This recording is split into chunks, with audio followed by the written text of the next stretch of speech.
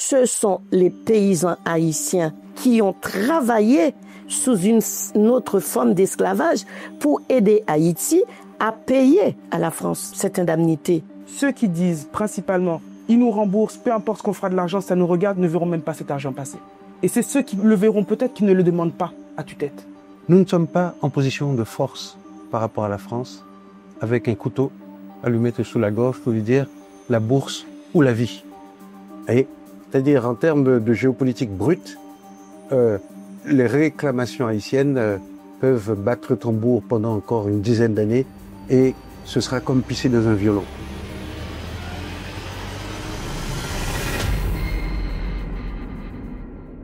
Bonjour, bonsoir à tous. Nous avons le plaisir d'accueillir ici dans les studios de Haïti Inter 3 personnalités pour discuter de la dette de l'indépendance haïtienne. C'est vrai que ça fait un moment qu'on avait envie d'organiser un débat avec ces gens-là, évidemment, pour nous éclairer, pour éclairer le public d'Haïti Inter sur cette question qui fait actualité maintenant, parce qu'en France, où nous sommes, le président Emmanuel Macron a pris la parole, évidemment il a une position qui diffère de ses prédécesseurs sur cette question-là, et également l'Assemblée nationale française a voté récemment une résolution concernant la dette haïtienne. On va en parler. Avant de commencer, je tiens à présenter les invités qui sont là. Tout d'abord, il y a à ma gauche Huguette Marcelin. Huguette Marcelin est une militante politique, c'est une juriste et qui est très engagée pour Haïti. Bonsoir Huguette. Bonsoir Guy Frérolus. Merci d'avoir accepté notre invitation. C'est avec plaisir hein, et j'en profite donc pour saluer les auditrices et les auditeurs de Haïti Inter et c'est un réel plaisir pour moi justement d'avoir été invité par Guy pour participer à cette émission. Merci beaucoup Huguette. Et puis à ma droite, j'ai avec moi Jessie Claude. Jessie Claude, c'est aussi, on va dire une femme politique, conseillère régionale et chargée de cours à l'université. Alors, bonsoir Jessie. Bonsoir Guy, merci beaucoup pour l'invitation. C'est un plaisir pour moi que de pouvoir revenir sur ces sujets qui avaient beaucoup agité la communauté et de pouvoir apporter plus d'éléments complémentaires. C'est vraiment un plaisir, donc je salue les auditeurs également, les auditrices qui regarderont ce débat ce soir. Effectivement, parce que je pense que vous allez pouvoir nous éclairer, parce que vous avez pris, vous avez dans une déclaration que vous avez faite, dans une interview que vous nous avez accordée, effectivement, votre position a fait débat.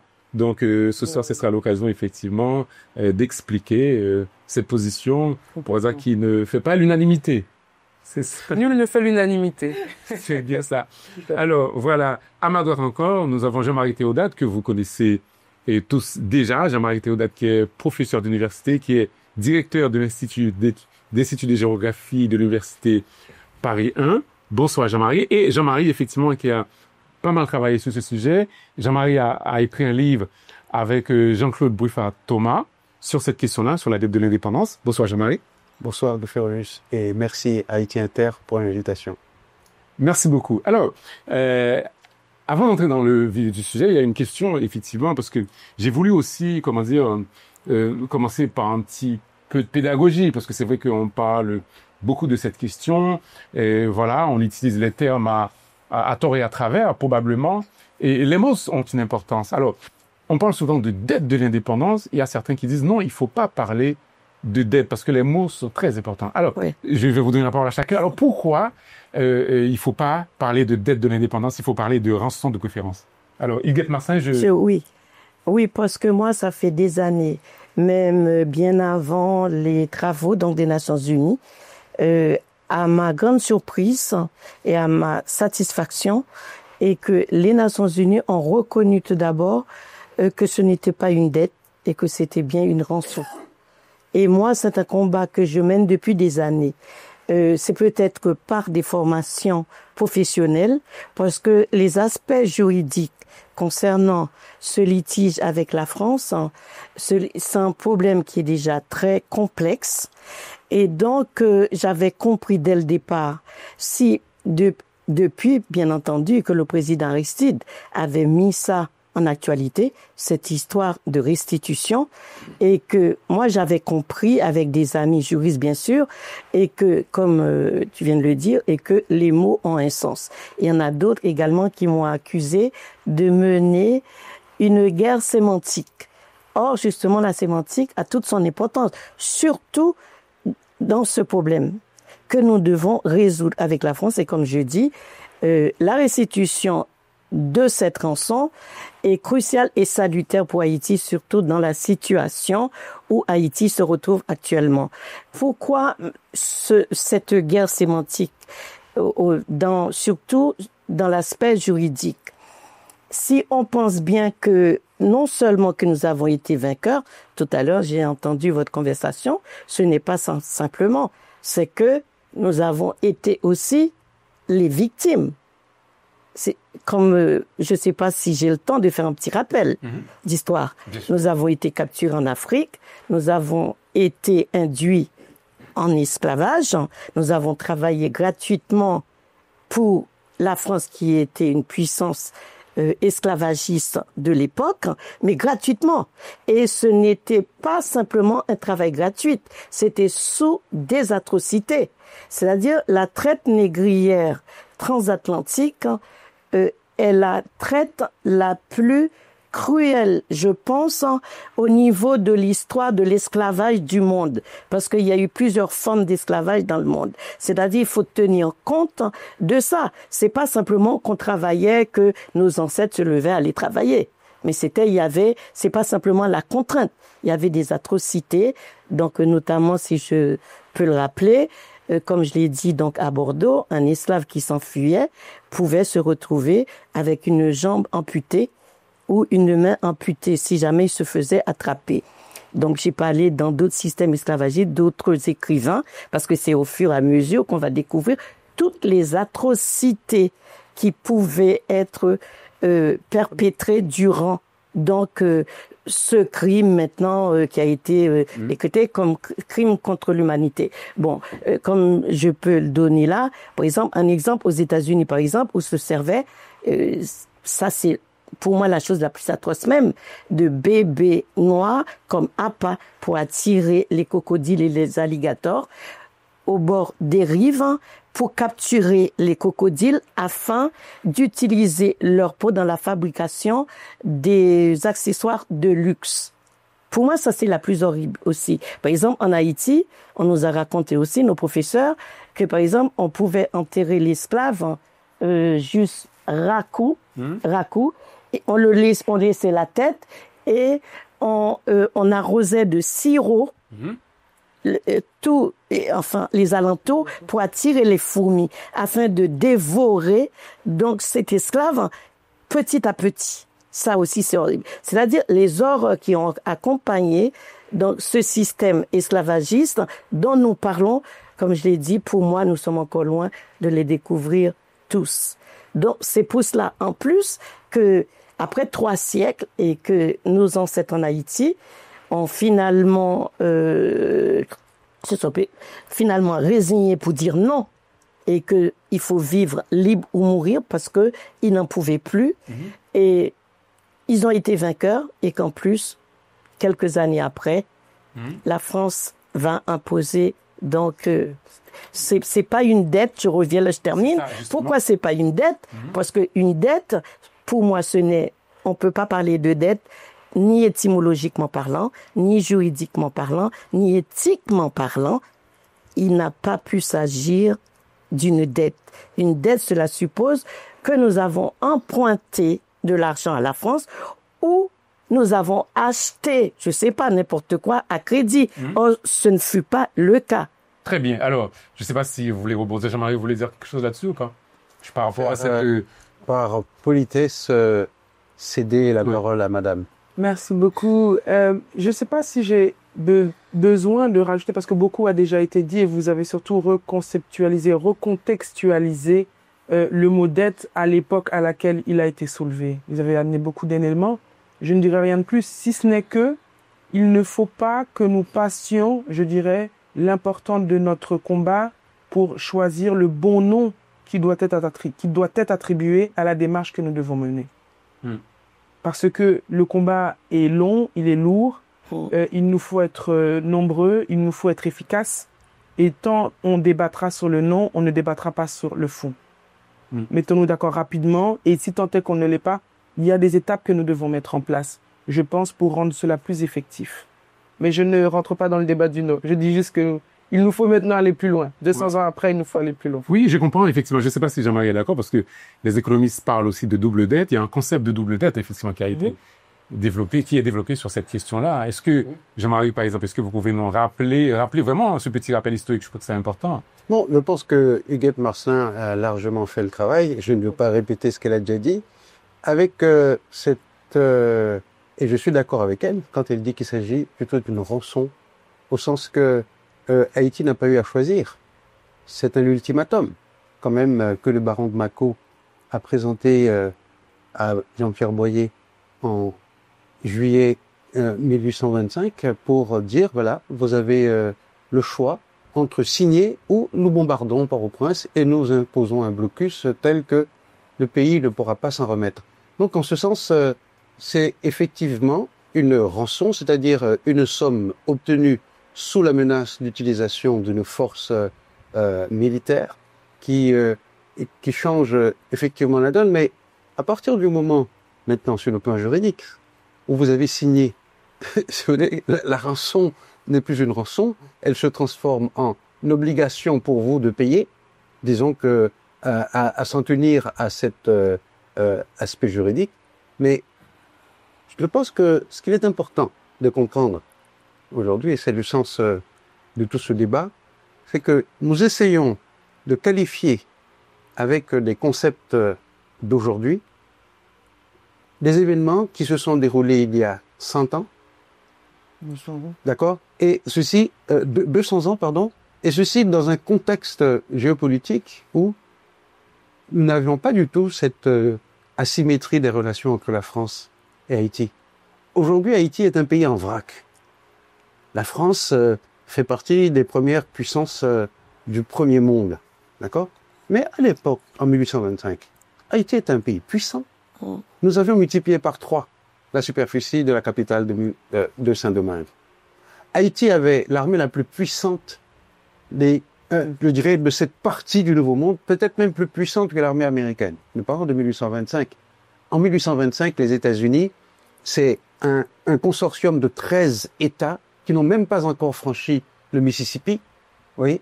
Donc, il y a à considérer, et c'est mon point de vue, que 1825 se traduit par un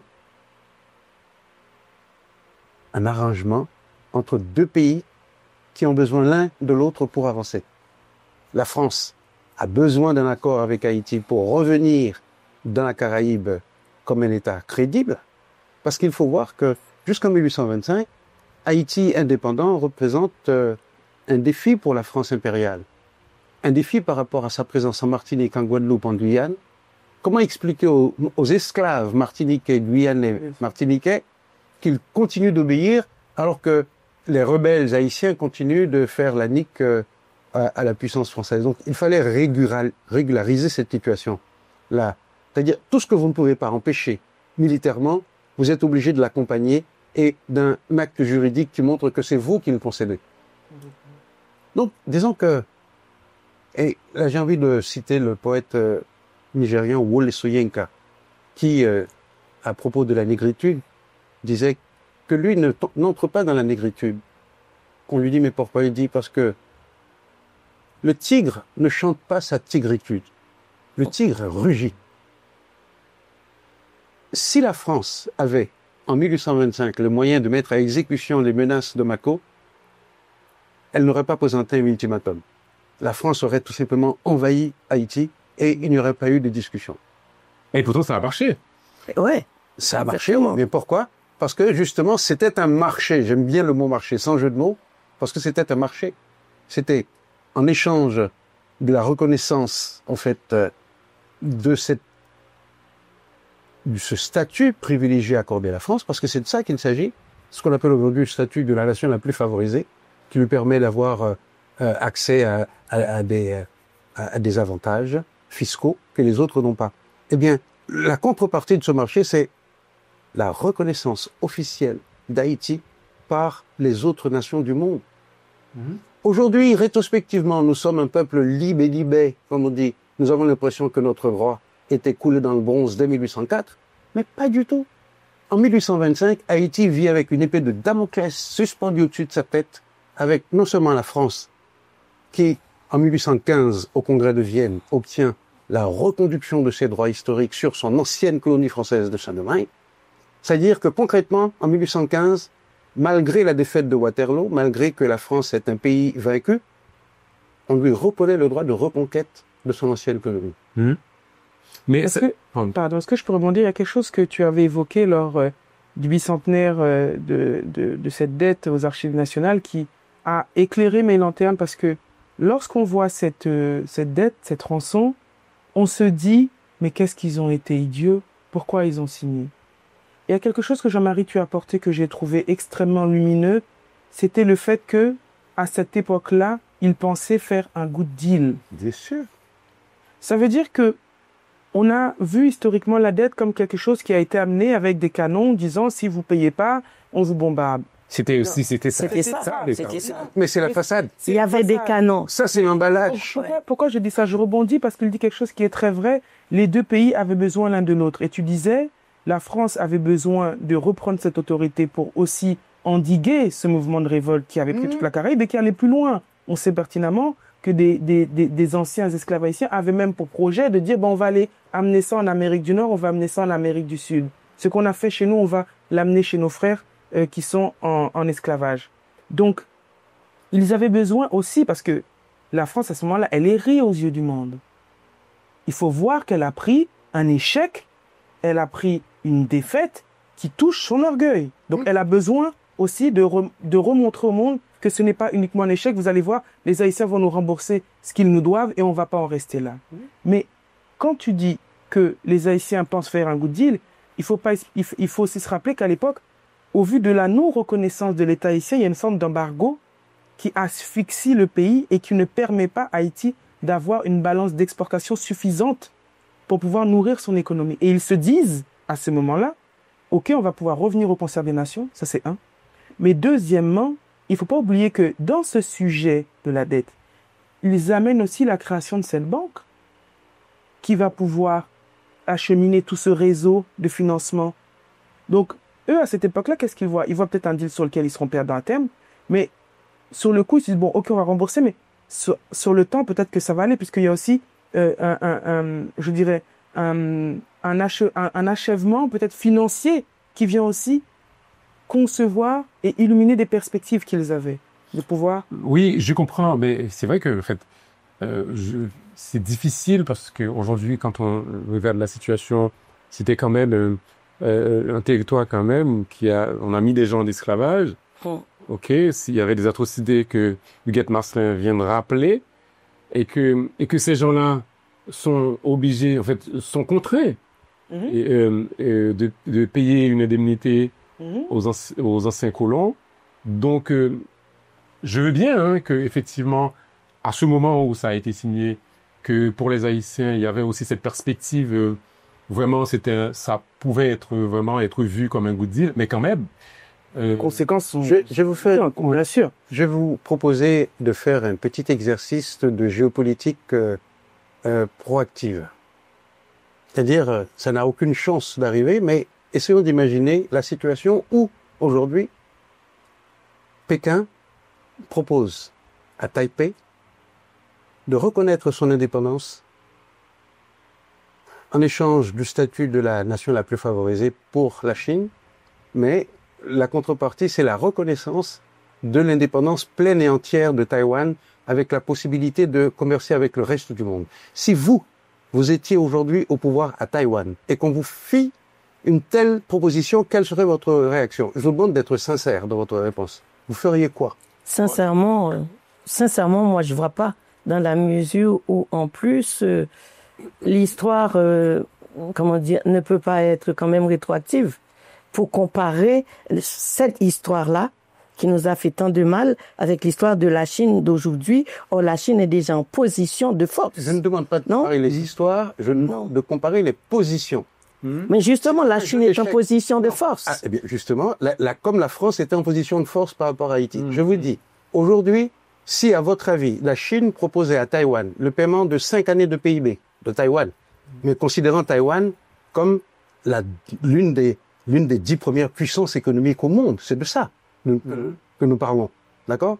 Donc, imaginez-vous aujourd'hui les Taïwanais dans une négociation avec les Chinois auquel on proposerait un tel deal. À votre avis, quel serait le choix En fait, des dirigeants? ce que je pense, c'est le fait que il ne faut pas uniquement que nous, descendants de ces révolutionnaires, voyons la signature de cet accord complètement arbitraire comme si ils savaient, je pense, à ce moment-là, que c'était une erreur qui allait causer toutes les atrocités, tous les dommages qu'on voit. Je pense que toutes les conséquences que nous payons encore aujourd'hui. Voilà. Presque par reconnaissance de nos ancêtres, du combat qu'ils ont amené, de la fierté qu'on a aujourd'hui d'être haïtien. Moi, je vous le dis, il n'y a pas un endroit dans le monde dans lequel je vais, lorsque je dis que je suis haïtienne, les gens ne me disent pas respect pour les Haïtiens. Oui. Je ne veux juste pas qu'on se dise, ce sont des gros idiots, ils se sont fait rouler dans la farine. Il y en a qui ont activement participé à tout un tas de dérives, et je l'entends. Il n'empêche que, voyons uniquement qu'à cette époque-là, ils n'avaient pas toutes les conditions, la connaissance que nous, on a aujourd'hui, et on le regarde avec beaucoup de recul. Non, c'est pas comme ça que les gens, en fait, et désolé, mais les gens on n'est pas en train de blâmer, on va dire, côté haïtien, ceux qui ont signé, certains présentent Boyer comme un traître qui a vendu la patrie. Oui, j'ai déjà entendu ça, mais on a plutôt, en fait, je pense qu'au contraire, on dit plutôt, effectivement, c'est un traité qui a été signé sous la menace des canons. Et qu'ils étaient un peu, en fait, en quelque sorte, obligés de le signer. Alors, il faut qu'on avance, effectivement. Alors, si je voulais rebondir juste une dernière chose sur la question historique. Après, on avance, oui. Allez-y. Non, c'était sur l'aspect juridique par rapport au traité dont Jean-Marie a dit que de toutes les façons, que cette rançon se base donc à partir de ce traité qui a été signé entre Haïti et la France. Et l'ordonnance. L'ordonnance. Bon, pour nous, comme je l'ai dit, c'est sous la contrainte quelque part. Dans ton langage aussi, ça paraît un peu mitigé, mais c'est tout ce que ça veut dire. Par exemple, quand tu dis que, ou même toi, quand tu dis que Haïti, c'est vrai, était sous embargo, toutes les autres puissances, je l'ai dit déjà aussi à Bordeaux, étaient alliés. Donc nous avons quand même leurs pieds à la gorge. Et comment faire? En fin de compte, même si on les avait laissés faire, ça nous aurait étranglés. On a payé, ça nous a étranglés. Et c'est pour cela que, juridiquement parlant, que si jamais ça arrive, peut-être ça risque d'arriver devant la Cour de justice internationale. Donc, ça, pour les juristes, dans les arguments, tout contrat, même dans la législation française, tout contrat qui a été signé sous la contrainte est censé peut-être appelé à être annulé par n'importe quel tribunal compétent. Parce que c'est la première leçon de droit qu'on nous apprend au cours de droit, c'est que dans le droit des contrats, tout contrat doit être signé de manière éclairée. Sinon, il y a un dol. Là, il y a eu un dol par rapport à Haïti. Donc, c'est très facile. C'est pour ça que les experts des Nations Unies eux-mêmes ont repris le mot rançon et non de dette. Comment on peut demander la restitution d'une dette? Ça ne tient pas debout. Dans aucune conclusion d'un travail d'un avocat ou d'un juriste, on va écrire que nous demandons la restitution d'une dette ou double dette ou triple dette. Dès qu'il s'agit de dette, ça ne tient pas du tout. C'est pour ça qu'il faut employer au moins, si vous ne voulez pas employer le mot rançon, je comprends, il y en a à qui ça peut gêner, mais au moins, il faut employer le mot indemnité. Bon, en tout cas, évidemment, je pense qu'il faut être clair. Si la France ne veut pas payer, c'est pas parce qu'on utilise le mot rançon ou indemnité et qu'il faut payer. Hein, donc ça c'est clair. Et si la France veut payer, on est d'accord. Si la France veut payer, même si on utilise le mot dette ou double dette, elle le fera parce qu'elle comprendra tout à fait ce dont on parle. Bon, évidemment, mais je comprends, je suis d'accord effectivement pour être précis. On prend les devants. On prend les devants. Précis dans les termes. Alors, poursuivons. Alors, le 17 avril dernier, Emmanuel Macron avait fait une déclaration, vraiment une déclaration historique qu'on attendait tous, effectivement, qui, pour la première fois, a reconnu une injustice, quand même, comment dire, cette indemnité imposée à Haïti. Alors, c'est vrai que il y avait beaucoup d'espoir, même si beaucoup de gens ont été déçus parce qu'on s'attendait à ce que Macron annonce tout de suite une restitution immédiate et sans condition. Bon, ça n'a pas été le cas. Alors, on a annoncé la formation d'une commission franco-haïtienne, voilà, qui fera des propositions au président de la République. Alors, je ne sais pas si vous êtes informé de la chose, où en est cette commission, est-ce que la commission travaille, est-ce qu'on a des retours là-dessus, etc. Jessie Claude? Alors, je ne sais pas si la commission est complètement constituée. Je crois qu'elle doit être composée, si c'est peut-être de 8 membres, peut-être 4 historiens haïtiens et 4 historiens français. Pour avoir échangé de cela avec certains services, j'ai été embêté, je pense, dans l'annonce de cette commission. Lorsque vous dites une commission franco-haïtienne, vous entendez une coopération. Et en fait, lorsqu'on va plus loin, on se rend compte que c'est uniquement une commission historique qui a pour objectif de faire un travail de recherche historique sur ces 200 ans de la dette. Alors, il y aura peut-être des propositions économiques, je ne sais pas, je ne compose pas et ne participe pas à ces travaux de recherche. Je sais qu'ils auront peut-être la possibilité d'auditionner certaines personnes pour qu'ils apportent leur expertise. Néanmoins, ce que je peux remarquer, c'est que la réponse, tout de suite, elle n'est pas technique, elle n'est pas logistique, elle est historiquement intellectuelle. Parce que ce rapport-là, qui va le lire? Peut-être que des personnes avisées, je n'insulte l'intelligence de personne, hein. Peut-être que des personnes avisées qui s'intéressent à la question vont dire « Ok, je vais voir ce que ce rapport va dire ». Et lorsque j'ai sollicité plusieurs services en leur disant « Mais on va aller où avec ça ?» Puis ils m'ont dit « Non, vous savez, Madame Claude, c'est commun que dans certains cas d'affrontement ou de difficultés entre deux pays, il y ait des rapports qui soient commandés. » Je dis « Ah bon, lesquels ?» On m'a dit « Prenez l'exemple de l'Algérie. » Donc il y avait un rapport qui avait été commandé par rapport à laquelle d'Algérie qui a permis de mettre en lumière des propositions pour pouvoir plus ou moins faciliter les rapports entre les deux pays. Maintenant, c'est ce que je demande. Que ferons-nous de ce rapport? Il n'empêche qu'en attendant, on a un pays qui se meurt. Et les gens en Haïti ne vont pas lire le rapport. Ceux qui sont dans la précarité, dans les bidonvilles, qui n'arrivent pas à faire manger leurs enfants, qui n'arrivent pas à les amener à l'école, qui croulent sous les balles, ils vont pas lire un rapport pour mieux dormir ou pour manger. Donc, vous pensez que Macron avait voulu noyer le poisson aussi en commandant ce rapport? C'est juste, c'est pour nous endormir? Je pense très honnêtement que le président de la République était dans l'obligation historique de faire ou de dire quelque chose parce que c'était les 200 ans, déjà.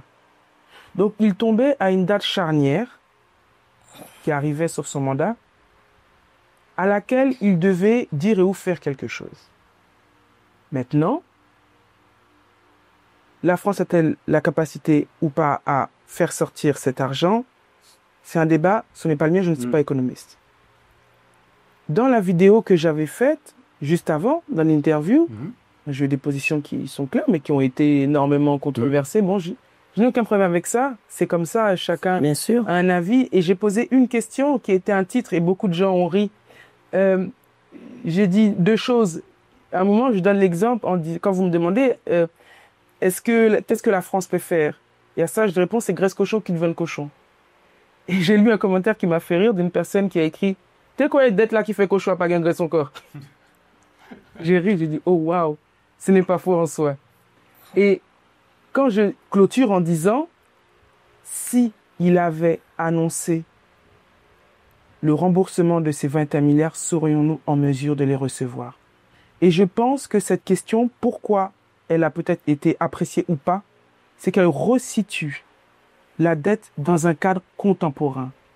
Et là où est ma démarche, c'est que nous, Haïtiens, ne soyons plus dans je dirais pas le fantasme, cette espèce d'angoisse permanente du fait historique, parce qu'on la regarde comme quelque chose de passé qui nous tourmente, comme une espèce de vieux cauchemar qui traîne. Et on échange sur le nom, on débat sur le nom. Je n'ai aucun problème à ce que nous puissions nous mettre d'accord. Mais je pense que là n'est pas notre combat, parce que si notre travail de réflexion avait peut-être été abouti bien plus avant l'annonce du président, peut-être qu'il n'aurait pas eu la facilité d'uniquement dire « je fais un rapport ». quelles étaient nos recherches, quels étaient nos travaux, quelles étaient nos propositions avant qu'il fasse cette déclaration. Si on débat aujourd'hui, c'est parce que c'est au moment de ce bicentenaire qu'il y a une communication forte qui est arrivée dans les masses et dans la conscience collective. Pardon, tu veux peut-être dire quelque chose. Si nous avions, et je ne veux mettre la faute sur personne, moi-même peut-être que je n'étais pas assez aguerri de ce sujet-là. Je ne responsabilise ni n'accuse personne. Je veux uniquement dire que si un travail peut-être de fond, de recherche, de position avait été fait, je ne dis pas que ça n'a pas été fait. Je sais bien évidemment que beaucoup de chercheurs, beaucoup d'économistes, beaucoup d'historiens travaillent dessus depuis de nombreuses années. Je ne peux pas le minimiser. Je dis uniquement le fait que étions-nous prêts à ce bras de fer politique à ce moment-là? C'est ça la vraie question. Et le problème, c'est que malgré toutes les bonnes volontés que nous amenons, ce soir-là, on débat à nouveau. Et ça agite la communauté haïtienne. On en parle entre nous. Mais ce que je vois, c'est que j'ai l'impression qu'on est, je dirais, seuls à mener ce débat. Parce qu'aujourd'hui, les élites même dans nos pays ne l'abordent pas comme nous l'abordons. Justement, on va Ben oui, bien sûr. Et aussi, Moi aussi, c'est un peu qu'on revienne sur là-dessus. votre position, alors j'aimerais vous dire quelque chose. Oui, c'est-à-dire, mais en fait, j'allais dire quelque chose que vous avez tout de suite rectifié, savoir que nous savions, nous, au fait, en Haïti. C'est-à-dire, je ne pense pas qu'il y ait besoin, du côté haïtien, d'une commission pour établir les faits. D'abord, Madame Clara Doustí-Daillard, qui est opportunément choisie pour être la présidente de la partie haïtienne, elle a fait sa thèse dessus. Elle a publié un article, elle a participé à la rédaction de l'enquête du New York Times en 2022. Elle a participé avec Marcel Dorigny, Jean-Claude Breffard et moi à la rédaction de ce petit ouvrage, Les chaînes de la dette. Et moi-même étant écolier en Haïti, c'est-à-dire j'ai, comme tout le monde, appris mon JC d'Orsainville et nous avons tous appris par cœur. Vous voulez l'épisode de la mission du baron de Mako qui vient dans la baie de Port-au-Prince avec 14 navires, 500 bouches à feu et demandant aux Haïtiens de signer un ultimatum en vertu de quoi l'ordonnance devient une sorte de reconnaissance légale de notre indépendance. Ouais, je pense que, pour revenir à la question que vous posiez, donc la déclaration du président Macron le 17 avril 2025, alors, moi, ce qui m'a un petit peu déçu, c'est la forme de la déclaration. En Haïti, on appelle ça un spray. C'est une fuite, en fait. C'est-à-dire une dépêche pour célébrer les 200 ans d'amitié de la première nation noire. Je trouve que ça manque de panache. Vous voyez? Moi, je m'attendais à une déclaration aurait été plus élégante. Un discours solennel. Vous savez, aujourd'hui, nous célébrons l'appel du 18 juin, qui est un appel historique qui marque, si vous voulez, la reviviscence de la France combattante. Eh bien, pour moi, le 17 avril 2025 devait être, compte tenu de la solennité de l'occasion, le moment d'une annonce plus forte, plus marquante, avec un aréopage de spécialistes en présence d'un ambassadeur d'Haïti, éventuellement. Non. La dépêche est arrivée très exactement à 3h36 de l'après-midi sur mon téléphone et un journaliste m'a demandé de commenter. Je lui dis, je ne commente pas un fait divers. Au sens que pour moi, il ne s'était rien passé. Parce que pour l'Élysée, c'était un fait divers. Mais Bah oui, c'était déjà pour les... Il se trouve que ce même jour, alors c'est là que les calendriers sont parfois tuatoires, comme on dit chez nous, ce même jour, il y avait une réunion à l'Élysée entre les représentants de l'Allemagne, de la Pologne et des États-Unis pour parler de l'Ukraine. Donc c'est dire que le 17 avril 2025 est tombé un mauvais jour, avec Macron qui regarde ailleurs et une célébration, certes solennelle, aux archives nationales de France, en présence du Jean-Marc Ayrault, et l'occasion pour vous de faire cette déclaration très importante qui a marqué tout le monde. Mais disons que ce qui est un événement pour nous, Haïtiens, ne l'est pas forcément pour la France, même au plus haut niveau de l'État. Et c'est dans ce décalage que se situent tous les malentendus. nous imaginons que tout le monde en France est prêt à venir nous mettre de l'argent dans les poches en nous disant, voilà, vous avez là 150 milliards qui vous tombent dessus et tous nos problèmes sont réglés. Alors que si vous faisiez un petit sondage en France, et je suis très généreux en vous disant que à peine 1% de la population française sait que Haïti a été une colonie de la France. À peine 1%. Ah ouais, effectivement. Je ne sais pas si vous voulez ajouter quelque chose, sinon. Oui, moi, ce que je voulais dire, justement, concernant donc la déclaration du président Macron, je crois que comme la plupart des Haïtiens, pour moi, c'était pour noyer un peu le poisson dans l'océan. Quand on sait qu'on ne peut pas, c'est impossible. C'est-à-dire, il n'a pas tenu compte, justement, des travaux qui ont été effectués avant, notamment en annonçant en plus une commission historique. Mais une commission historique, pourquoi faire? Les travaux sur ces histoires-là n'ont pas été effectués uniquement par les historiens haïtiens, mais également par des historiens français. Par exemple, il y a la fondation aussi, il y a plein d'historiens qui travaillent justement. Fondation pour la mémoire de l'esclavage. Pour la mémoire de l'esclavage, plein d'historiens qui ont travaillé là-dessus, notamment Frédéric Régent, il y a plein d'historiens qui sont passés. Myriam Costias, Marcel Dorigny, tout le monde, il faisait partie du conseil d'administration. Donc, moi, tout d'abord, j'ai pas compris pourquoi la création d'une commission historique uniquement. Par exemple, comme je dis, les aspects juridiques, puisque nous parlons d'une ordonnance qui a été signée sous la contrainte, et on a fait en sorte comme quoi que il n'y a aucun aspect juridique là-dedans, aucun aspect économique pour évaluer la somme, le financement. Dans cette commission, il doit y avoir non seulement des historiens, pour moi, des économistes, des juristes, des sociologues, des psychologues, pour expliquer également le traumatisme du peuple haïtien par les conséquences que nous subissons encore jusqu'aujourd'hui. Notre comportement qui a changé. Par exemple, un peuple qui souffre autant, nous ne pouvons pas garder le même comportement. Par exemple, quand on pense que même dans le film La rançon de l'indépendance, qui a bien démontré comment que ce sont les paysans haïtiens les plus paupérisés encore aujourd'hui qui ont travaillé sous une autre forme d'esclavage pour aider Haïti à payer à la France cette indemnité. Donc il y a plein d'autres aspects qui sont à examiner dans ce dossier. Très bien. Alors, en tout cas, effectivement, malgré cette déception effectivement de la déclaration d'Emmanuel Macron, mais quand même le débat quand même. Déception relative. Déception relative, effectivement. Moi, je trouve que c'est un petit pas dans la bonne direction. Oui. Mais c'est un petit pas. Oui, effectivement, il faut le Mais reconnaître. dans la bonne direction. Effectivement. Et un autre pas, peut-être que vous en conviendrez aussi, que le 5 juin dernier, le Parlement français, effectivement, a voté une résolution vraiment pour que le gouvernement puisse faire des recommandations vraiment dans le sens d'une, comment dire, C'était là. Mais cette résolution, il faut le rappeler, n'a rien de contraignant. Donc, Elle évite, voilà, n'a rien de contraignant. Chaque mois, à son sens, je vous ai évoqué ça par rapport à l'aspect juridique. Et quand j'ai étudié cette proposition de résolution, il faut voir qu'il y a toujours un verbe d'action qui revient, considérant que, au vu du fait que vous en avez comme ça à pléthore, et vous arrivez à invite à.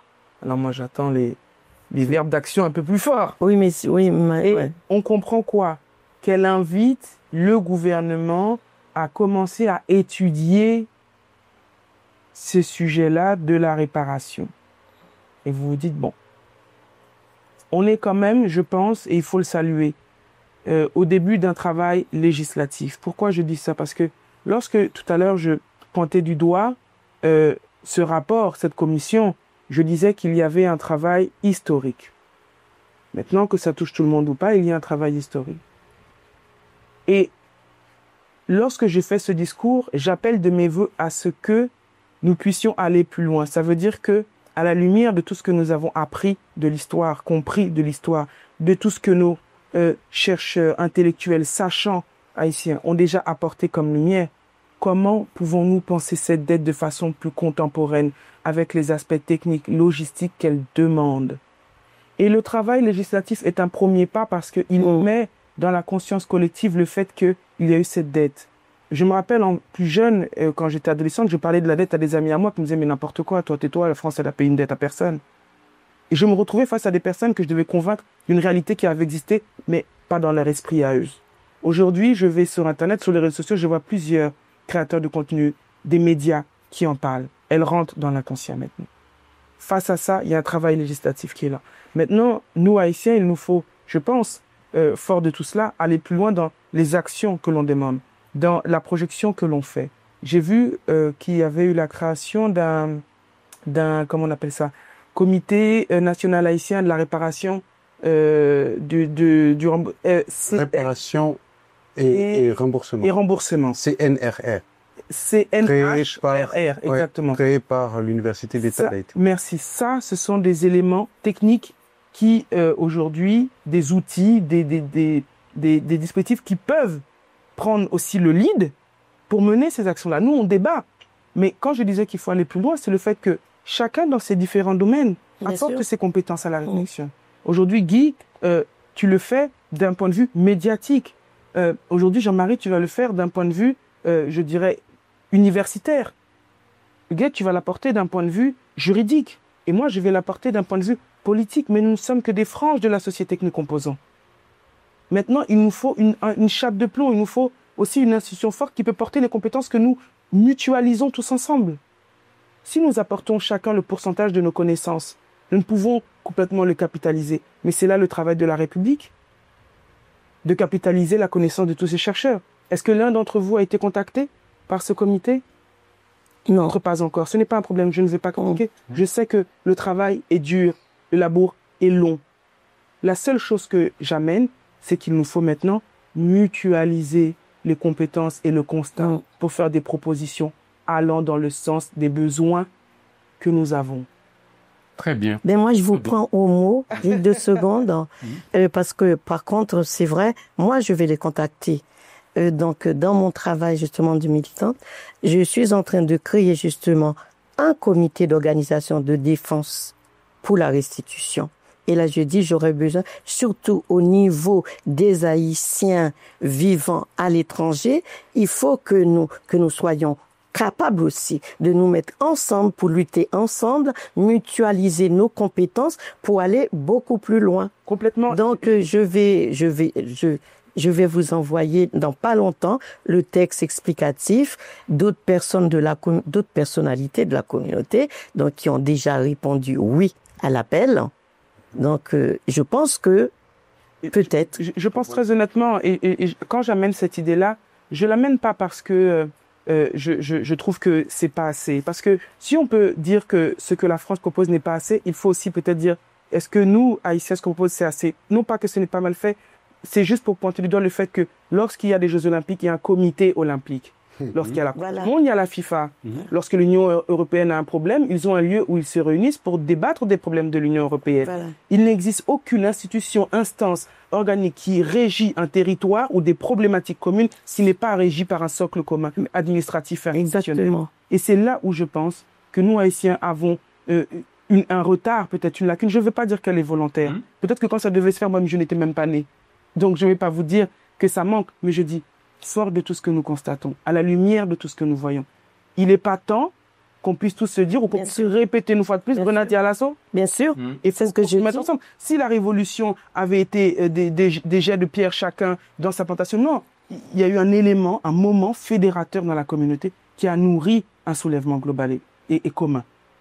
Et je pense que le sujet de la dette ne doit plus non plus se penser comme des actions éparses et des réflexions qui mûrissent dans la tête des uns et des autres. Je salue toutes les initiatives qui ont été faites pour fédérer la communauté cette année, les années avant. Peut-être qu'avant, je n'avais pas le même regard, mais je sais que beaucoup de choses sont faites. Je sais que on est tous dans cette envie, dans cette dynamique. On sent qu'il y a quelque chose qui se passe auquel nous souhaitons tous prendre pleinement part. Justement. Il faut y arriver. Voilà. Et maintenant, ça nous permet effectivement de passer aux questions qui fâchent, parce que par rapport à la modalité de la restitution. Alors, je vais poser la question à chacun de vous. Alors là, en fait, il y a une certaine tendance, effectivement, dans ce débat, et concernant l'indemnité, en fait, comment dire, L'indemnité. cette indemnité, effectivement, c'est, on va dire, restitution tout de suite, immédiate, sans condition. Alors, je sais pas par qui commencer, effectivement. Moi, je veux bien. Allez-y, madame. Sans condition, non. Moi, je suis contre. On demande justement à ce que la France accepte, aujourd'hui ou demain, dans 2 ans, dans 5 ans, mais il faudrait qu'il y ait des conditions. C'est-à-dire, je partage justement l'opinion de ceux qui pensent que si aujourd'hui et que la France dit « Ok, j'accepte, je vous rembourse », nous savons très bien que cet argent-là ne sera pas utilisé à bon escient. C'est la raison pour laquelle moi je suis contre. C'est-à-dire c'est pour ça qu'il faut que dès maintenant que nous fassions ensemble un travail d'unité. Nous savons très bien que notre État est en délitement. C'est certainement pas le CPT actuellement qui est habilité à prendre ce genre de décision pour nous, puisque nous ne savons même pas pendant combien de temps encore ces membres-là seront encore là, vu la situation actuelle, d'autant plus qu'ils ne règlent rien. En Haïti, rien n'a changé. Le peuple meurt de faim, tandis que, paraît-il, que chacun gagne $40,000 US par mois, le peu qui reste dans les caisses de l'État. Donc nous savons comment, justement, cet argent est dilapidé. C'est la raison pour laquelle je suis contre. Par contre, nous devons nous battre pour amener la France à accepter de restituer cette indemnité à Haïti pour moi, et qu'il faudra poser des conditions. Les conditions sine qua non, ça serait d'établir justement des accords de coopération, mais ces accords de coopération doivent être traités d'égal à égal.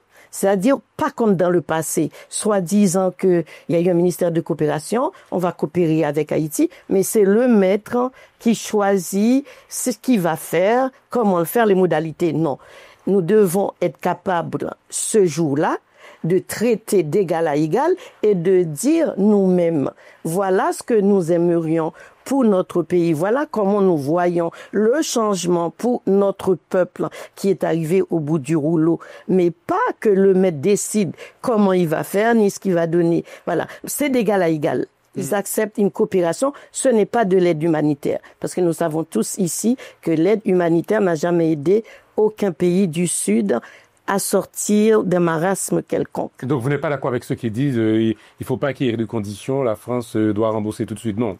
Il faut des conditions. Très bien. Moi, je suis pour la restitution, mais avec ces conditions-là, d'un traité de coopération d'égal à égal.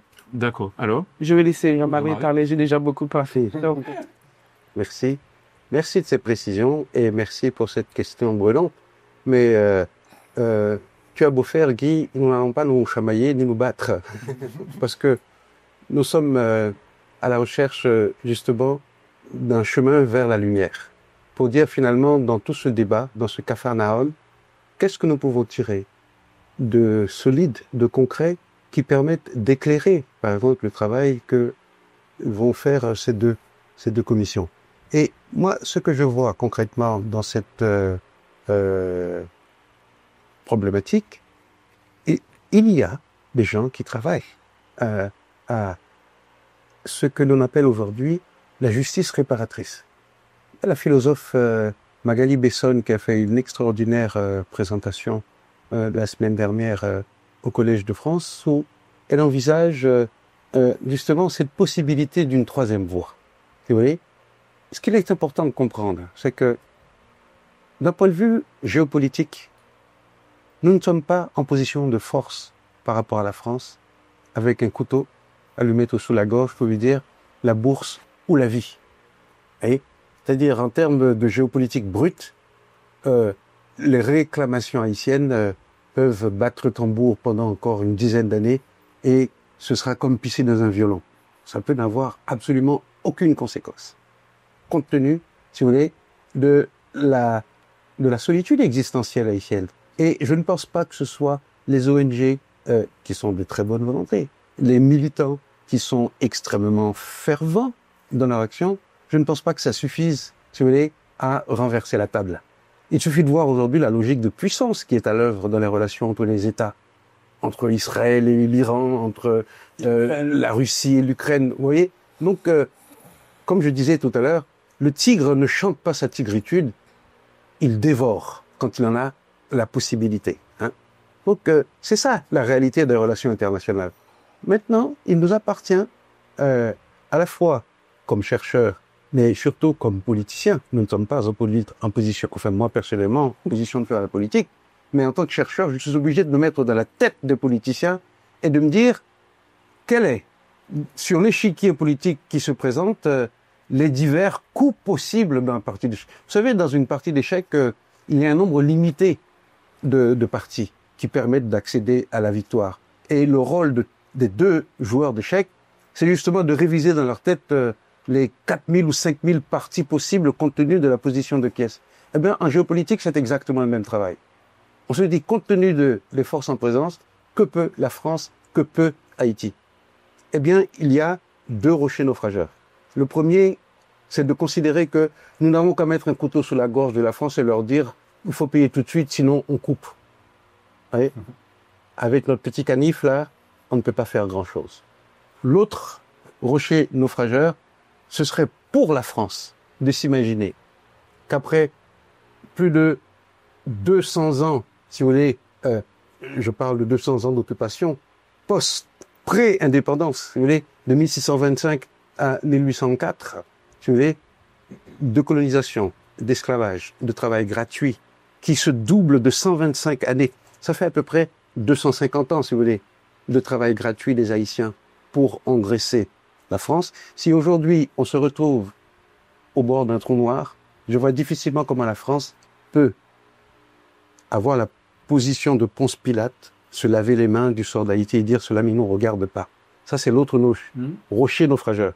Eh bien entre ces deux extrêmes, il y a la place pour justement une justice réparatrice. Pour reprendre Magali Bessol. Pour dire que nous ne sommes pas en guerre contre la France. Ces deux pays célèbrent 200 ans d'amitié.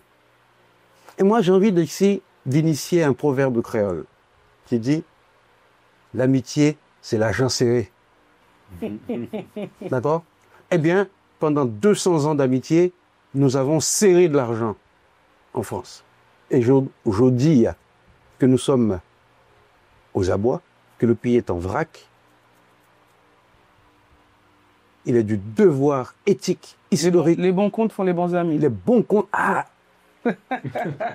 Les bons comptes font les bons amis. Exactement. Si je peux me permettre de rebondir, parce que c'est vrai que cette question-là, elle est brûlante.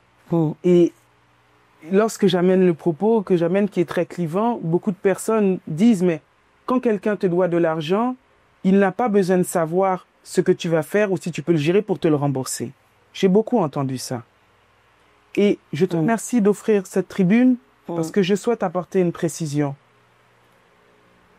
Dans la question, il y a la réponse. Lorsque deux personnes se doivent de l'argent, ce ne sont pas deux personnes individuelles, ce sont deux pays. Et le rapport n'est pas le même. Oui, exactement. Dire si je te dois, je n'ai pas besoin de savoir quelle est ta situation pour te rembourser, je dois te rembourser, c'est tout à fait vrai. Si je prends le cas d'Haïti et le cas de la France n'a pas dit à Haïti, quelle est votre situation pour vous rembourser? Dans le propos que j'amène, on me dit, oui, mais dans ce que tu dis, tu donnes des bonnes raisons à la France de ne pas rembourser. Il n'avait pas prévu de le faire. Mon propos n'est pas venu justifier quelque chose qui n'était déjà pas prévu. Ce que j'amène, c'est dans ce que vous dites tous les deux, la méthode. Quand Charles X envoie son ordonnance et qu'ils viennent pour extorquer cet argent, ils ont un plan de financement, ils ont des projections, ils ont l'idée de la création d'une banque pour faire ce qu'ils avaient à faire. La problématique que nous avons, je pense aujourd'hui, c'est qu'on ne peut pas mener ce combat avec des slogans. Je ne dis pas que ce n'est pas nécessaire, ça l'est, ça fait partie du combat. La manifestation fait partie du rapport de force. Crier aux abois fait partie du rapport de force. Néanmoins, il n'est pas suffisant. Quand je dis ça pour dire que lorsque deux pays ont un différend, je prends l'exemple actuellement des différents conflits qu'il y a dans le monde. Quelle est la problématique qui est rencontrée à chaque fois qu'il y a la nécessité de la signature d'un accord? Les modalités.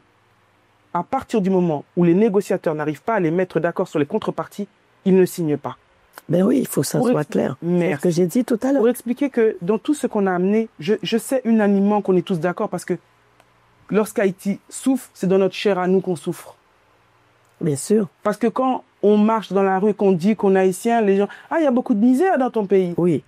Ils rient de la situation, peu importe le statut social que vous avez. Bien sûr. Les gens vous renvoient toujours à la misère de votre Bien pays. sûr. Donc, on est tous unanimes pour savoir que la situation que nous vivons actuellement, elle est dramatique. Et jamais nous n'aurions souhaité ça pour notre pays, et jamais ceux qui avant nous étaient là n'auraient souhaité ça pour Haïti. Ce que je dis, c'est que nous ne pouvons pas uniquement dire « ils nous doivent, ils nous remboursent ». Et je le dis très clairement, ceux qui disent principalement « ils nous remboursent, peu importe ce qu'on fera de l'argent, ça nous regarde », ne verront même pas cet argent passer. Et c'est ceux qui le verront peut-être qui ne le demandent pas à tue-tête. Quand cet argent va arriver dans les caisses de l'État, vous pensez qu'il y aura une commission, une consultation? Qui va le savoir? Ce que je dis, c'est que nous devons, pour un retour clair et effectif, nous-mêmes nous mettre d'accord sur les modalités. Pourquoi je dis ça? Pour aller plus loin, pour amener le fait que dans ce débat de la dette, il y a encore cette question de dire comment. Certains disent l'argent, d'autres disent les infrastructures. Ça veut dire que même la demande en elle-même, elle n'est pas complètement actée dans la communauté. Lequel est le mieux? Je ne sais pas. Ce n'est pas à moi de le penser. Mon avis ne suffirait absolument pas. Tout cela me dépasse. La seule chose que je dis, c'est que nous ne sommes pas encore clairs, concis et unanimement d'accord sur les modalités de retour. Pourquoi? Parce que nous avons en face de nous un État failli. Nous n'avons pas de parlementaires. Pourquoi je dis ça? Lorsque vous pratiquez la chose politique, lorsque vous êtes aux affaires, vous savez que vous devez voter un budget à l'équilibre. Si tant est que cet argent arrive, qui va le voter? Qui va voter les attributions de budget pour les différentes compétences de l'État? Non, mais c'est pour ça que tout à l'heure, j'ai dit oui. Pour vous dire, j'amène la chose de façon très technique pour vous montrer que à l'heure où les sujets sur lesquels nous débattons ne sont pas encore les sujets de fond, ne sont pas encore les sujets, je dirais, techniques, qui fait qu'en face, ils arrivent encore à, je dis pas gagner du temps, mais ce n'est pas uniquement de dire si je te dois de l'argent, si tu me dois de l'argent, tu me le rembourses, peu importe ce que j'en fais. Non, si un pays doit de l'argent à Haïti, ce n'est pas peu importe ce qu'Haïti fait. On a déjà assez souffert comme ça. Il faut rendre des comptes à la population. On ne peut pas dire c'est à nous, vous nous le donnez et on se gère avec quand on voit que le peu qu'il y a n'est déjà pas géré pour faciliter la vie des habitants sur place. Ce n'est plus suffisant. Alors, c'est vrai que quand vous dites que ceux qui vont voir cet argent-là ne disent absolument, ils sont dans le silence, évidemment, parce que cette décision de l'Assemblée nationale française, effectivement, est accueillie par un silence. Cette résolution a été accueillie en Haïti, en fait, par ceux qui sont au pouvoir, entre guillemets, en Haïti, par un silence retentissant, comme on dit. Alors, c'est vrai que il y a un aspect qui est très important dans la question. On parle effectivement de restitution des remboursements, mais officiellement, il n'y a pas de demande officielle de l'État haïtien. Il y a une demande officielle de l'État haïtien. Le 1er janvier 2025, dans son discours de célébration de l'indépendance, le président provisoire, Leslie Voltaire, a officiellement fait une demande de restitution de l'argent d'indépendance à la France. Mais verbalement, ça a été écrit. Verbalement, ça a été écrit. Ça a été à l'issue de cette demande que la Commission nationale a été créée, je crois. Oui, je crois. Quelle commission nationale en Haïti? Oui. Oui, mais c'est une demande officielle écrite ou verbale? Écrite de gouvernement à gouvernement. Bien sûr. Ok. Ah bon? Ok. Bien sûr. Et c'est arrivé, si vous voulez, en réponse à des propos jugés peu diplomatiques qu'avait prononcé le président Emmanuel Macron en novembre 2024 à l'adresse des Haïtiens, ce qui avait piqué au vif la fierté nationale. Et c'est pour cela que, en réponse du berger à la bergère, Monsieur Leslie Voltaire avait officiellement demandé donc la restitution de ce pardon. Donc c'est important comme acte, comme moment symbolique, si vous voulez. Ce qui n'a pas empêché de venir quand même en France en visite officielle pour rencontrer Emmanuel Macron. Et c'était fin janvier, donc à peine quelques semaines après cette déclaration tonitruante. Et c'est ici qu'il est important, si vous voulez, de faire la distinction entre ce que j'appellerais l'opinion telle qu'elle s'exprime dans la rue ou sur les réseaux sociaux, et d'autre part, la réalité des relations entre les deux États. Vous voyez? Et Haïti, même si elle a officiellement demandé la restitution de cet argent, n'a pas vis-à-vis de la France une attitude officiellement hostile. Si vous voulez? Et je pense que c'est quand même important de le souligner. C'est-à-dire, les deux États ont célébré 200 ans d'amitié. Et il y a une coopération franco-haïtienne qui, jusqu'à présent, bon an, mal an, permettait, si vous voulez, de faire un certain nombre de choses qu'il est important de rappeler. Maintenant, la question est de savoir, est-ce que cela compense les 125 ans d'indemnité versée indûment aux descendants de colons? La réponse est clairement non. Elle est clairement non, et je pense que c'est ce qu'il faut tirer de la déclaration d'Emmanuel Macron du 17 avril 2025, la reconnaissance d'une injustice historique. La question maintenant qui se pose, et elle se pose à égalité d'acuité aux Haïtiens et aux Français. Que faire de cette patate chaude? Que faire de ce cigare allumé par les deux bouts et qu'il nous faut fumer ensemble? Alors, sans filer la métaphore, je dirais que la seule façon de fumer ensemble un cigare allumé par les deux bouts, c'est de casser en deux. C'est de couper en deux. C'est-à-dire, et ce geste de couper en deux veut dire, en fait, trouver le bon emplacement, la bonne coupure, pour que l'un ne se retrouve pas à fumer un poi, tandis que l'autre a un vrai cigare. Si vous voulez. Et je pense qu'à cet égard, nous vivons une époque de bascule, où, à la logique d'empire, qui est fondée essentiellement sur l'usage de la force, ne se substitue pas, mais se superpose en filigrane une logique des peuples, une logique éthique, exprimée notamment à travers les réseaux sociaux, où on voit se dégager une sorte de consensus humaniste pour dire que les usages d'avant n'ont plus droit de cité. Et si nous subissons des images de violence, par exemple, d'arrogance, de conquête, d'invasion de peuples, nous savons qu'il n'y a aucune chance de légitimer ces actes-là. Ce qui se passe aujourd'hui à Gaza ne sera jamais légitime au regard du reste du monde. De la même façon que ce qui s'est passé à Port-au-Prince en 1825 ne sera jamais légitime au regard du peuple français. Et c'est ici que notre travail est un travail de longue haleine. Un travail qui consiste à renverser des représentations collectives pour dire que ce qui relevait en 1825 de l'intérêt strict du peuple français est devenu aujourd'hui un cauchemar.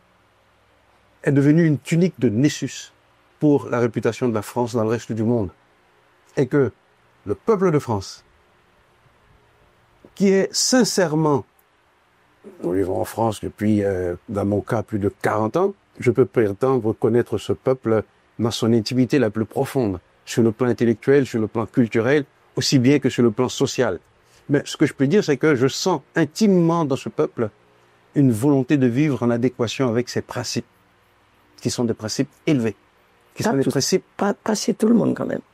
Je parle de désir profond. Quand je parle de désir profond, je ne fais pas une généralité. Ouais. Je ne fais pas une généralité. Je parle, si vous voulez, de ce que j'appellerais l'avant-garde morale, intellectuelle. C'est-à-dire les jeunes, les peuples, ceux que l'on voit aujourd'hui dans la rue et qui protestent contre certaines dérives, justement, de l'autoritarisme français et qui s'expriment dans les engagements politiques.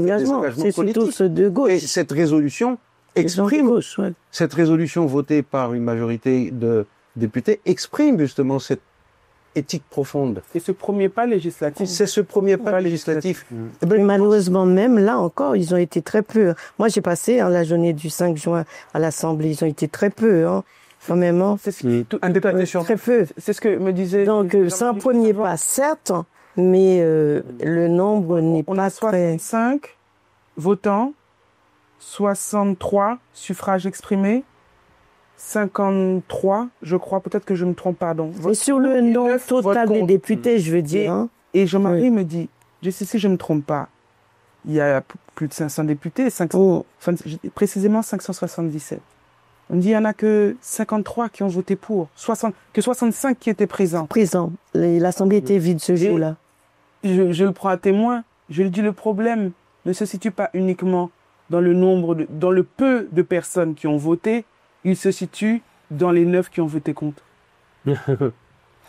Par contre, je voudrais, est-ce que je peux rebondir? Les 9 qui ont voté contre. Ouais. Justement, rapidement. Alors, Rapidement, c'est-à-dire que il y a quelque chose que je n'arrive pas trop à percevoir quand tu parles d'amitié de 125 ans, d'amitié entre la France et 200 ans. Bicentenaire, 1825. Parce que le traité, c'était à partir de l'ordonnance. Bon, c'est pas ça mon souci, c'est pas la durée. C'est-à-dire, est-ce que on peut penser réellement que les relations qui ont existé depuis lors jusqu'à aujourd'hui avec la France, est-ce que nous pouvons réellement considérer ces relations-là comme étant une franche amitié? Sincèrement, pour moi, non. C'est-à-dire que quand on voit la position d'Haïti, par exemple, moi je me rappelle quand j'ai organisé le colloque en janvier 2024 sur le conflit qui risquait d'aller beaucoup plus loin, sur le canal entre Haïti et la République dominicaine, et que, étant donné que la France, enfin, il y a un peu de lobby dans tout ça, il y a des investissements français assez énormes, conséquents en République dominicaine, j'ai pas vu la France se lever pour défendre Haïti. Moi, quand je termine, quand j'ai envoyé le dossier à l'ambassade de France, j'ai bien dit que Haïti, le seul État francophone en Amérique, se trouve justement dans une situation unique en Amérique. Il n'y a aucun autre État qui soit dans la même condition que nous. Mais où est cette amitié avec la France?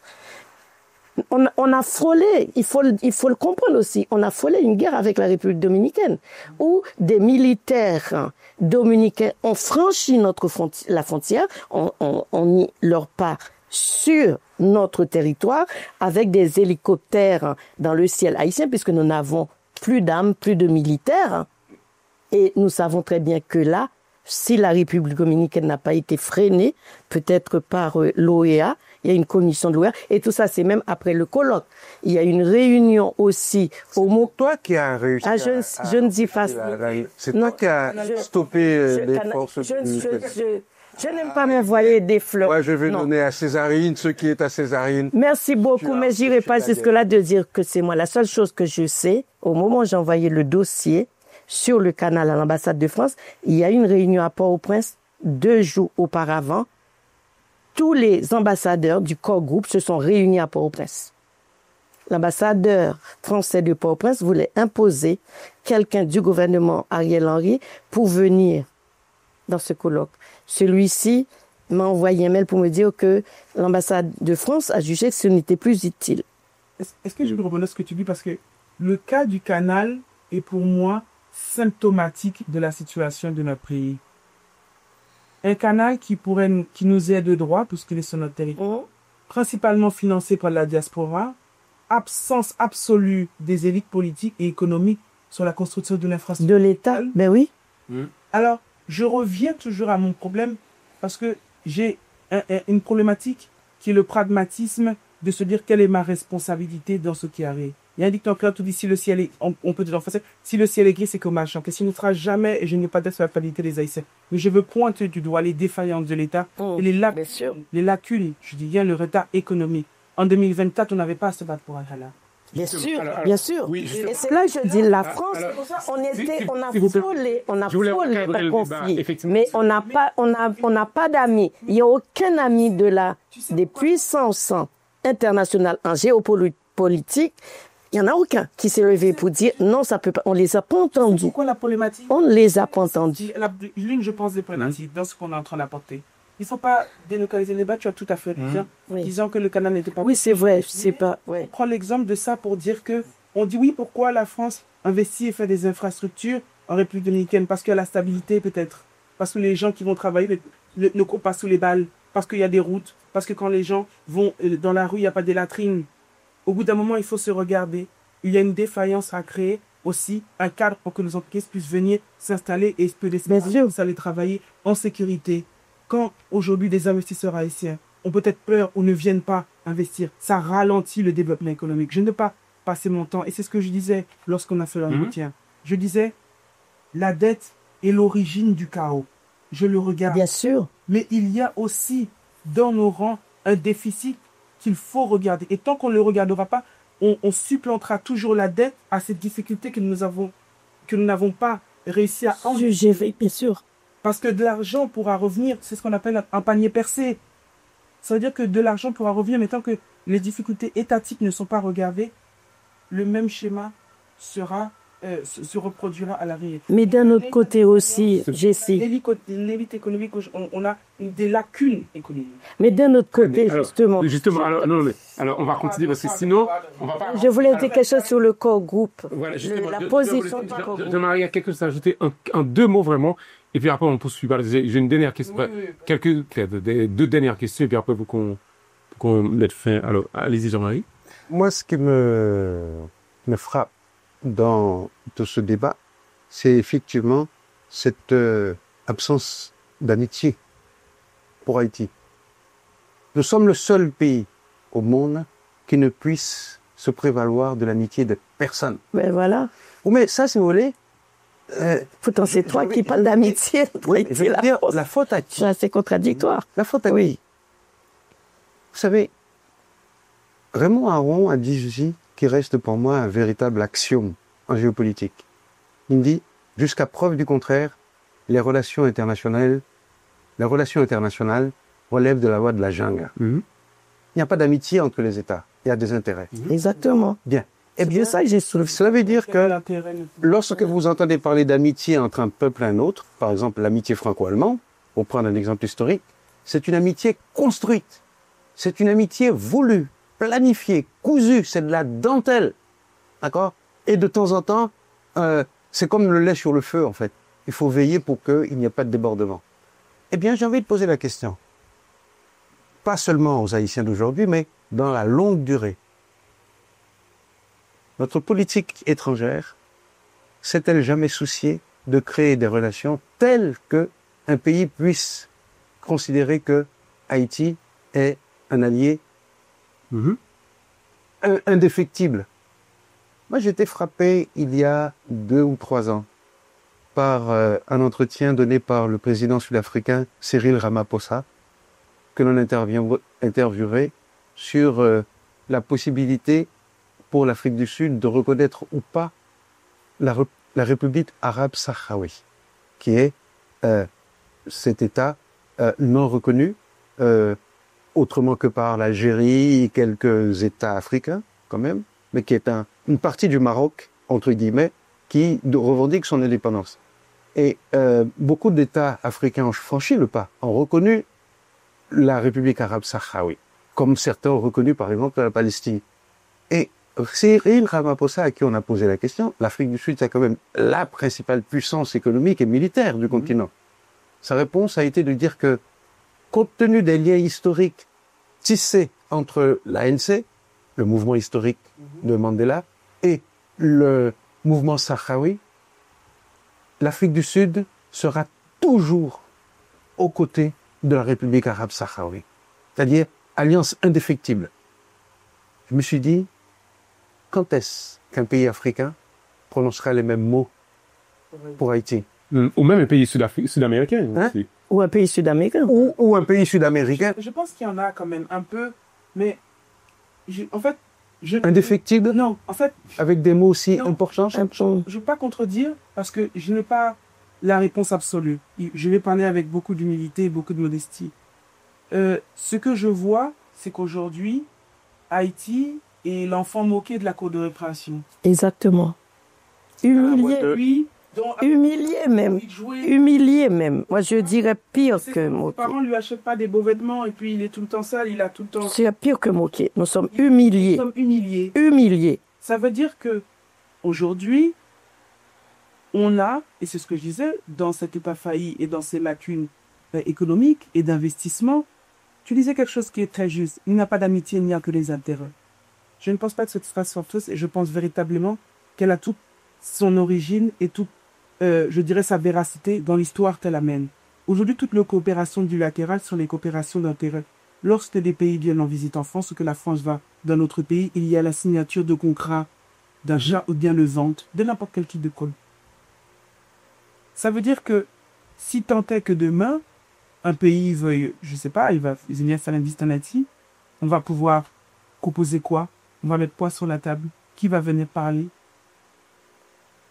On a, je pense très honnêtement, eu un retard tant sur le manque de renouvellement dans la phase politique et dans la phase économique. Dernièrement, j'étais en Côte d'Ivoire, j'étais ébahi. La dernière fois que je regardais la Côte d'Ivoire à la télé, dans les débuts des années 2000, c'était un pays en guerre. C'était un pays en guerre que je voyais à la télé.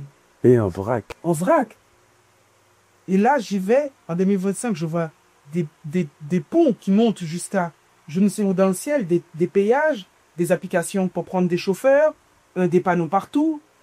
Et je me suis dit, mais oui, je vois des sociétés de transport de bus avec des gens qui vont à l'arrêt de bus. Je ne suis pas étonné parce que je suis français. Je ne veux pas amener ce regard-là. Je ne dis pas que la Côte d'Ivoire n'en est pas capable. Elle n'en est plus que capable. Je suis ravi qu'avec mes yeux, j'ai pu voir la transformation de ces pays.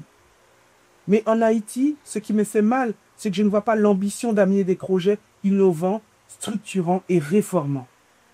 Je vois des ambitions de business à échelle moyenne. Oh, il y a un bel hôtel à tel endroit, il y a un beau bar à tel endroit.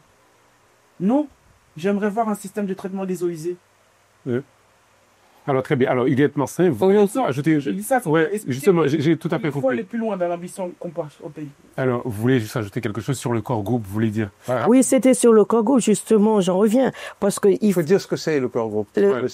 Justement, le corps groupe, donc, comme le nom le dit, le corps, c'est le nom, groupe, qui a été fondé au Canada. C'est-à-dire le noyau central, le groupe central des organisations diplomatiques. Diplomatiques, c'est-à-dire que ça a été fondé au Canada par tous les représentants des ambassadeurs, donc des grandes puissances de ce monde, et aussi par les plus grandes institutions internationales. Donc je peux les citer même. Donc nous avons, pour les institutions, il y a tout d'abord la plus grande, les Nations Unies, l'OEA, l'Union européenne, qui n'est pas négligeable déjà, parmi ces grandes institutions internationales. Ensuite, on a l'ambassadeur des États-Unis, bien entendu, l'ambassadeur de France, l'ambassadeur de l'Espagne, de l'Allemagne, du Brésil, et j'oublie peut-être la Chine, je sais plus. Non. Vous avez dit la France ou pas? Mais oui, la France, l'Espagne. Il a dit la France. Mais si c'est le premier pays que j'ai dit, l'ambassadeur de France, bien sûr, j'ai dit les Nations Unies. Quand j'ai commencé pour les puissances, j'ai dit l'ambassadeur de la France, l'ambassadeur des Nations Unies, deuxième, la France, l'Espagne, l'Allemagne, le Brésil. Mais il me semble que j'ai oublié un pays. Non, mais c'est pas grave. Alors, pas important. Vous voulez dire quoi par rapport à notre sujet? Voilà. Par exemple, en disant que là, elle a dit quelque chose, bien sûr, de très pertinent par rapport à nos propres ambitions. Qu'est-ce que nous voulons pour le pays? Qu'est-ce que nous voulons investir dans ce pays? Mais Haïti, notre problème, tout le monde le sait maintenant. Il n'y a pas que, moi je vais le dire dans le langage haïtien, c'est pas simplement Konzé nous, ça n'a pris les Konzé qui travaillent justement.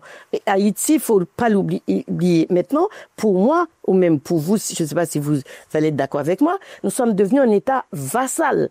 Et ça depuis belle lurette. Il y a personne il y a aucun Haïtien qui dirige réellement Haïti. Haïti est un État vassal qui reçoit directement ses ordres des puissances internationales et dont notamment le corps groupe. Le corps groupe n'a pas été créé uniquement pour nos beaux yeux. Si ça existe encore maintenant, c'est qu'il y a bien une raison. Et pourquoi, moi, par exemple, dans les manifestations, j'ai toujours une pancarte où je demande la dissolution du corps groupe. Nous ne savons même pas ce qu'ils font en Haïti. Ce que j'amène, lorsque j'ai pris l'exemple de la Côte d'Ivoire, ce n'est pas qu'il n'y a pas de difficultés en Haïti. Ce que je veux dire, c'est que dans beaucoup de pays aujourd'hui qu'on appelle pays du Sud global, certains qui faisaient partie de ces pays stigmatisés ont fait des progressions on Oui. fait des relents économiques. C'est ce que je veux dire. C'est-à-dire qu'il y a beaucoup de pays, je prends l'exemple du Rwanda. Le Rwanda des années 90, ils étaient en guerre. Ah oui, mais le Rwanda, c'est autre chose. Hein. Non, C'est un autre je veux exemple. juste dire que il y a eu une ambition. Peu importe, je ne vais pas donner. Non, l'exemple du Rwanda, Non, mais on a compris, on a compris. Alors, j'ai compris très bien. L'exemple, Voilà. c'est l'ambition. Non, j'ai compris même si l'exemple, Je pense. voilà, ne corrobore pas tout à fait. C'est pas la même situation. On a compris. c'est ouais. Effectivement, c'est vrai que c'est un débat passionnant parce que ça nous permet vraiment d'aborder plein de questions périphériques autour de cette même question parce que tous Mais ces c'est sujets-là obligé. se rejoignent effectivement. Ben oui. Alors, j'ai deux dernières questions. D'abord, par rapport à ce que a dit Jean-Marie tout à l'heure, effectivement, par rapport à la demande officielle, parce que ce gouvernement, entre guillemets, qui est au pouvoir en Haïti, c'est pas un gouvernement légitime. Alors, Exactement. effectivement, certains auraient préféré qu'une demande officielle soit faite par un gouvernement élu vraiment par le peuple, qui est sorti des élections, un gouvernement régulier, et le gouvernement, en fait, ceux qui dirigent en Haïti actuellement là, en fait, ils n'ont pas de mandat, on ne sait pas Non, ouais. pendant en fait, jusqu'à quand ils seront là, etc. Exactement. Donc, peut-on considérer cette demande sérieuse, légitime, et aussi, en fait, ça me permet de, effectivement, une question en deux, et aussi, on dit aussi que c'est, pour l'instant, c'est pas la priorité, c'est pas la nécessité, parce que maintenant, Haïti est occupé par des gangs. Est-ce que c'est le moment vraiment de demander de l'argent à la France qu'est-ce qu'on va en faire, qu'est-ce qu'on va faire avec cet argent? Est-ce que le plus important ne serait pas de résoudre le problème qu'on a, c'est-à-dire le problème de l'insécurité? Voilà. Je sais pas qui veut se lancer. Déjà par rapport à la question de la légitimité de la légitimité du CPT. voilà, etc. Ben, moi, pour faire une telle demande. Voilà.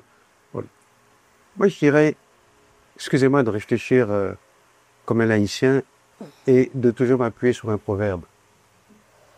On dit, c'est au pied du mur qu'on reconnaît le maçon.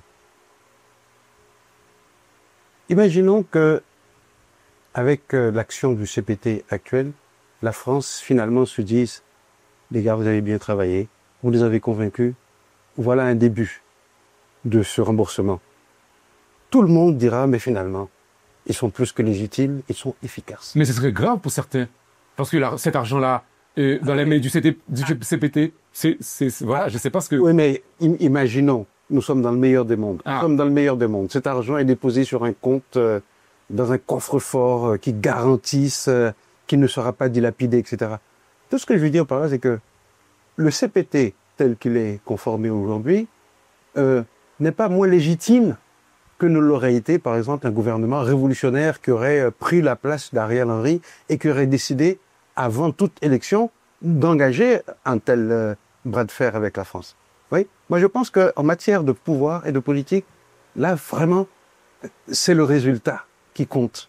Si ce CPT arrive à tenir son calendrier, d'abord, organiser des élections, réformer la Constitution et assurer la transition en février 2026 vers un état de droit, tu sais, je le dis, mais foin de la légitimité constitutionnelle, ils auront fait du très bon travail et moi je serai le premier à les remercier.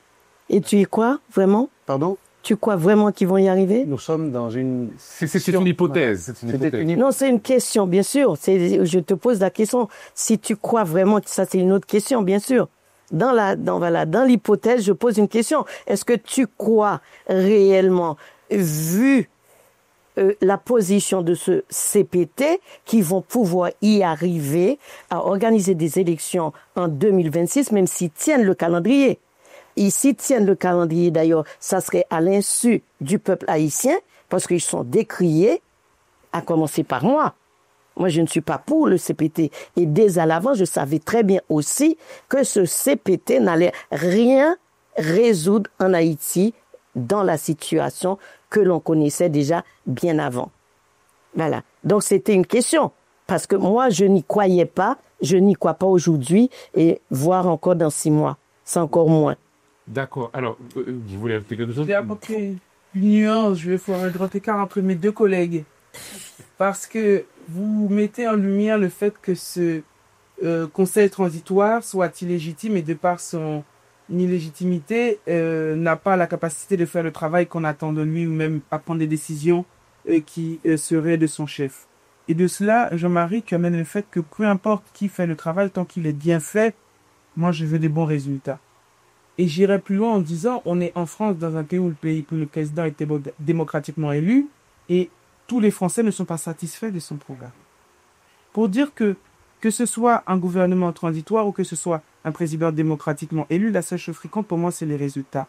Je fais un grand écart entre les deux pour dire quoi? Pour dire que à partir du moment où il y a cette idée de transition, quel espoir on a même pour les Haïtiens maintenant? Pourquoi? Pourquoi aujourd'hui un gouvernement, je consolide la France, c'est là où on vit, peut se prévaloir de rester aux affaires malgré le fait qu'il a un taux d'impopularité élevé? C'est parce qu'il y a une certaine stabilité dans le pays qui fait que même si les gens ne l'aiment pas trop, ils doivent prendre les transports sans se faire agresser, ils ont des infrastructures, ils vivent dignement. En Haïti, on ne vit pas dignement. Ben, voilà. Donc, il y a une urgence à apporter des solutions. Voilà. Et j'ai l'impression que nous, Haïtiens, on a un chronomètre, un chronomètre qui tourne, parce que nous tous, membres de la diaspora, ou peu importe les personnes qui font partie de la communauté haïtienne, on est en haleine. On est en haleine, on se dit quand est-ce que notre pays va revenir, quand est-ce que le pays va se relever. Et j'aime le fait Il est temps. La dette, parce que c'est ce que je disais tout à l'heure, je ne minimise pas tout ce qui a été fait avant, mais je sens que c'est autour de ça, bien sûr. venu faire un émoi, ça fait un Autour de ça. Et ce que j'appelais, c'est de ça qu'il faut réfléchir, c'est de façon plus contemporaine. Non pas pour enlever l'aspect historique, mais pour dire que toutes les questions que nous n'avons pas posées, maintenant nous devons nous les poser. Les poser, exactement. Très bien. Alors, vraiment, une dernière question, vraiment, vous allez me donner, faites des réponses courtes, s'il vous plaît. Alors, comment est-ce que, comment vous imaginez l'économie haïtienne sans cette dette? Donc, sans cette dette, c'est-à-dire que sans la signation de ce traité. Alors, qui veut commencer? Est-ce que Haïti serait, on va dire, l'économie haïtienne, comme l'a rappelé, je crois, un député, serait à peu près l'équivalent de l'économie de la République dominicaine, etc. Est-ce que vous pensez effectivement? Peut-être même plus. Ouais. Peut-être même plus, comme Jean-Marie Théodate l'a bien rappelé tout à l'heure, et qu'Haïti était une puissance à l'époque. Et que même dans les mois qui ont suivi justement le début du paiement de cette indemnité, Haïti n'était pas dans cette condition de pauvreté que nous connaissons aujourd'hui quand même. Il faut voir quand même que les conséquences ne sont pas simplement économiques. Il y a eu des conséquences politiques, mais peut-être qui sont dues à notre état d'esprit. C'est-à-dire qu'Haïti, depuis, n'a connu que des crises politiques incessantes. Donc, quand il y a une crise politique, bien sûr, il y a une crise économique qui va avec. Ça va de pair. Je pense qu'on ne peut pas dissocier les deux. Jusqu'à maintenant, donc, il y a les deux conséquences qui sont en corrélation pour amener Haïti dans la situation que nous connaissons aujourd'hui. Très bien. Alors, Jean-Marie? Alors, c'est très difficile d'imaginer ce qu'aurait été Haïti sans cette dette, dans la mesure où, compte tenu du fait que Haïti a fini de solder la dette des agios et les différentes pénalités qui avaient été prononcées contre elle en 1952. D'accord? Donc, disons qu'à partir de 1952, nous nous sommes libérés du fardeau de la dette. Mais lorsque aujourd'hui nous allons consulter les données de l'État haïtien, on se rend compte que depuis justement cette date de 1952, Haïti dégringole sur le plan économique. Et là, c'est un paradoxe. À se dire que le poids de cette dette qui aurait dû représenter une sorte de ballon d'oxygène pour permettre à Haïti de mieux respirer n'a rien changé, en fait. C'est dire que si la dette a été dans son indemnité, bien sûr, on comprend, hein, bien sûr. Mais bon, si cette somme, si cette charge, si ce boulet, si vous voulez, a été effectivement l'élément initial qui a coupé les ailes à notre pays, il faut bien reconnaître que jusqu'en 1825, nous sommes sur une dynamique ascendante. Haïti est l'un des pays les plus riches du monde. Je dis bien du monde. C'est-à-dire, il valait mieux être paysan haïtien en 1825, sous-boyé, que esclave à Cuba, en République dominicaine, ou enfin, il n'y en a plus en République dominicaine, à Cuba, au Brésil, ou dans le sud des États-Unis. ou même mieux paysans haïtiens que paysans en Argentine ou en Uruguay, par exemple. Parce que le paysan haïtien, il est fier, il est maître de son sol et il a des compétences distinctives qui lui permettent vraiment d'entretenir un État riche et puissant. Mais ce que je vois, c'est que la révolution haïtienne a été une révolution anti-esclavagiste, une révolution anticoloniale, une révolution antiraciste, d'accord? Mais ce n'a jamais été une révolution sociale. Nous avons reproduit presque à l'identique la hiérarchie de richesse entre les grands planteurs qui ont en fait pris la place des Blancs sans vergogne et ont rempli exactement la même fonction d'oppresseurs. Et je pense que cette réflexion sur la dette, cette réflexion sur l'argent, sur la dette odieuse, sur l'argent usurpé du travail du peuple, doit être l'occasion pour nous de faire une introspection sur l'ingratitude collective vis-à-vis du travail des paysans. Ah ben oui. L'ingratitude historique. Ingratitude veut dire ne pas payer de retour l'engagement des paysans à assurer ce remboursement. C'est-à-dire ni école, ni hôpitaux, ni ponts, ni routes, aucun service en fait. Et après 1952, L'éducation. cela n'a rien changé. Nous avons continué. Et je me rappelle ma mère, au début des années 2000, me disant, ma mère est née en 1922, pour vous dire, donc elle a à peu près 80 ans, moi, elle me dit, de toute sa vie, elle n'a jamais vu autant d'écoles construites dans ce pays que pendant les 10 ou 20 dernières années. Oui. Ça veut dire que, jusque dans les années 80, en Haïti, 80% de la population est analphabète. Alphabet, ouais. Et nous sommes à l'époque les seuls pays de la Caraïbe à être dans cet état-là. À Cuba, en 1959, au moment de la Révolution, 80% de la population de la Havane sait lire et écrire. Ce n'est pas un miracle, ce n'est pas un don de la Révolution. Cela veut dire que, toutes choses étant égales par ailleurs, il y a eu en Haïti la reconduction d'un état